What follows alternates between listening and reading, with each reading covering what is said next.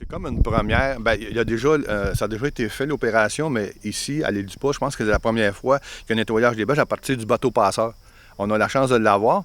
Puis c'est M. Jean-Pierre Gagnon qui a eu l'idée peut-être de l'utiliser, de s'en servir, parce qu'au lieu d'aller vers les choses, les déchets à amasser le long de la route, on va aller le long de l'eau, du chenal. Donc, pour ça, c'est intéressant parce qu'on n'a pas le même point de vue aussi. On voit plus facilement là, les trucs à aller récupérer.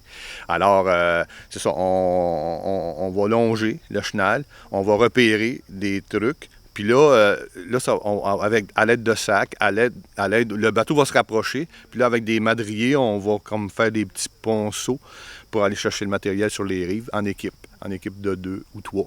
Donc, tout dépendant là, de la dimension des trucs à amasser, à recueillir. Est-ce que vous avez eu de la difficulté à recruter les participants, à trouver des bénévoles?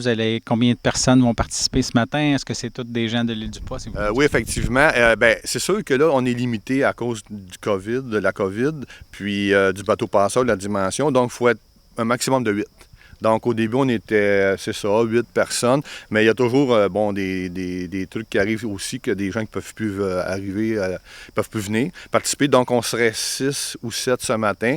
On attend peut-être des gens de la ZIP du Lac-Saint-Pierre, des techniciens qui sont disponibles vont peut-être venir avec nous.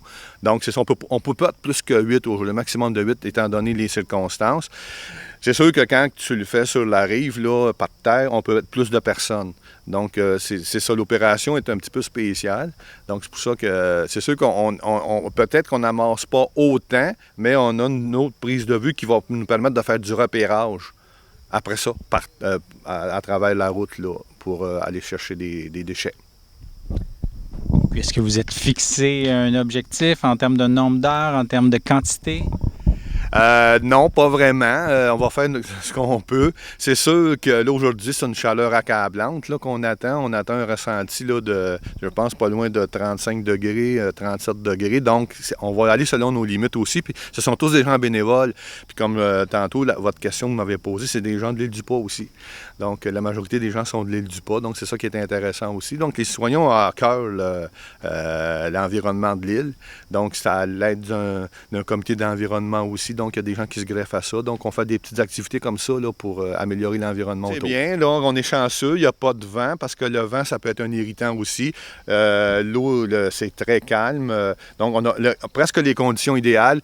Il y a peut-être la chaleur accablante là, qui va nous jouer un peu de tôt, mais en s'hydratant comme il faut et en faisant attention à nous, bien, ça devrait bien aller.